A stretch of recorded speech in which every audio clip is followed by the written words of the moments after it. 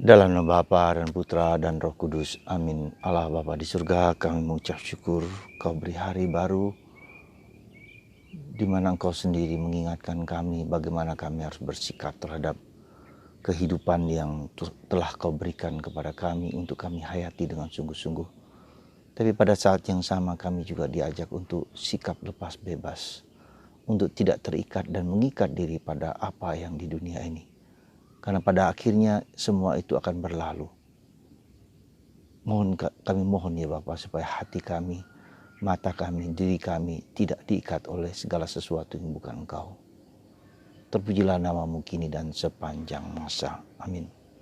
Para saudaraku yang terkasih dalam Kristus, dalam bacaan pertama pada tanggal 9 September 2020, Paulus mengingatkan kita bahwa segala sesuatu yang kita lihat sekarang ini akan berlalu.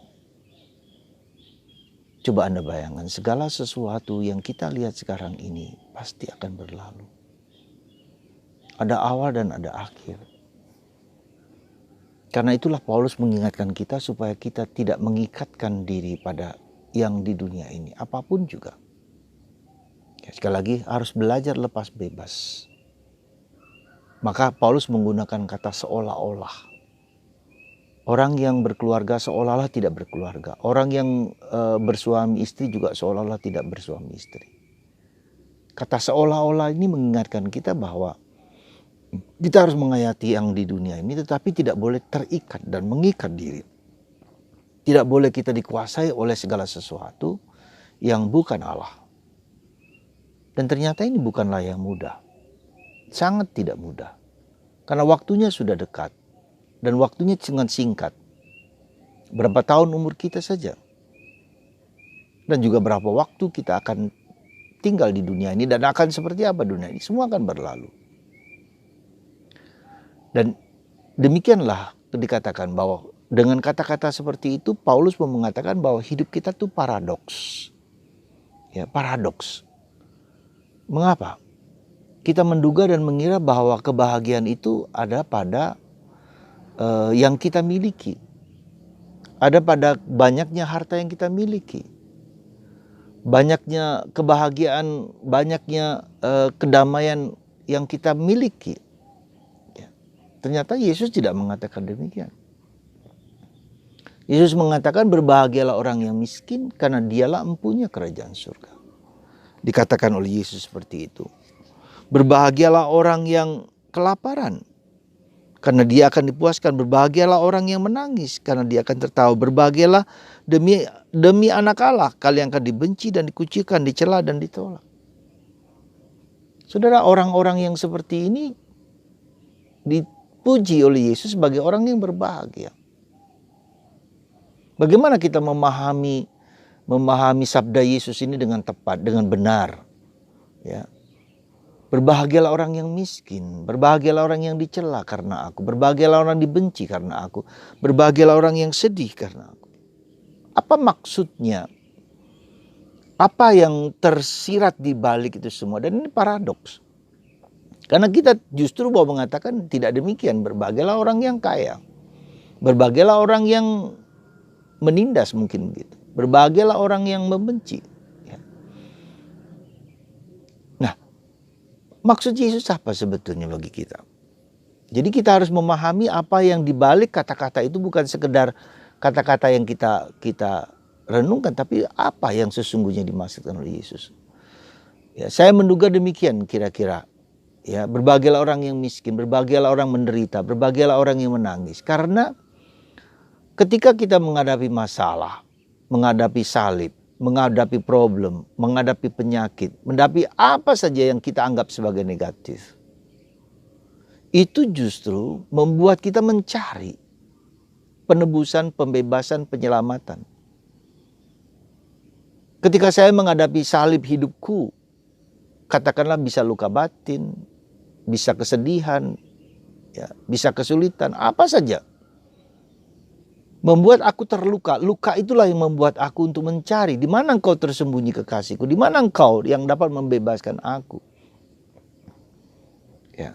Jadi justru kita diajak oleh Yesus untuk melihat cara pandang yang beda gitu loh. Cara pandang yang berbeda, cara pandang yang mindset yang berbeda. Kalau kita menderita, kita menjadi nestapa, kita menjadi susah, kita berduka cita. Betul, pasti demikian, pasti ya. Tapi kita belajar keluar dari situasi seperti itu. Belajar keluar dari situasi yang mungkin membuat kita tidak nyaman, tidak tentram, tidak bahagia karena penderitaan, karena kesulitan, karena orang lain, entah suami, entah istri, entah anak-anak, entah siapa saja, atau situasi masyarakat. Ya. Itu membuat justru situasi yang demikian itu mendorong kita untuk mencari jawaban gitu. Dan itulah yang dilakukan. Yesus datang justru untuk menyelamatkan dosa manusia. Dosa itu menjadi salah satu alasan, bukan salah satu alasan utama. Cinta Yesus kepada manusia, karena itulah. Dan caranya menghancurkan dosa yang membuat orang menderita. Yang membuat orang sengsara, membuat orang jatuh dalam penderitaan yang berkelanjutan dan terus menerus. Ya. Jadi saudaraku, mari kita mengubah cara pandang kita. Ketika kita menghadapi kesulitan, menghadapi problem, menghadapi masalah, maka kita harus bangkit. Satu pertama, coba kita introspeksi. Mungkin sekali lagi, ya mungkin karena dosa kita. Bisa jadi. Mungkin kesalahan kita dari perbuatan kita, tindakan kita, mungkin itu bisa kita lihat. Ya, mungkin kita lalai, mungkin kita abai dengan banyak hal yang harus kita lakukan. Itu yang pertama. Yang kedua, dengan penderitaan Yesus mengatakan, pikulah salibmu sendiri. Ya, katakanlah pikulah salib kita sendiri yang kita buat karena kita lakukan. Karena dosa kita, karena kesalahan kita bisa jadi. Ya, bisa juga karena kesalahan, maaflah, orang tua kita atau masa lalu kita yang kita berada dalam situasi terhimpit, kesulitan, lalu luka batin tersebut. Nah, dan yang ketiga, mungkin bukan kesalahan kita tapi kesalahan orang lain. Bisa saja kita menderita karena perbuatan anak, perbuatan suami, perbuatan istri, perbuatan orang tua yang kita membenak. Jadi bagaimana cara memandang segala sesuatu itu? Ya, maka kegelisahan batin kita yang karena problem hidup kita itu membuat kita harus mencari jawaban. Ada orang yang mencari jawaban dengan justru melakukan hal-hal yang salah, negatif, misalnya narkoba, lalu justru memuaskan kecenderungannya untuk semakin karena tidak bahagia, maka dia akan memuaskan mencari yang sesuatu yang membuat dia bahagia, tapi justru dijerat. Ya. Nah, bagaimana cara pandang kita? Ya, kita harus mencoba melihat di dalam apa. Maka Yesus mengatakan, akulah jalan, kebenaran, dan hidup. Ketika saya menghadapi kesulitan itu, datanglah kepada aku, kata Yesus. Datanglah kepadaku karena aku lemah lembut, karena aku memberikan jawaban. Memberikan pemecahan, memberikan solusi terhadap perbuatan hidupku. Ya. Nah, disitulah terjadi proses pertobatan. Terjadi proses pembaharuan hidup.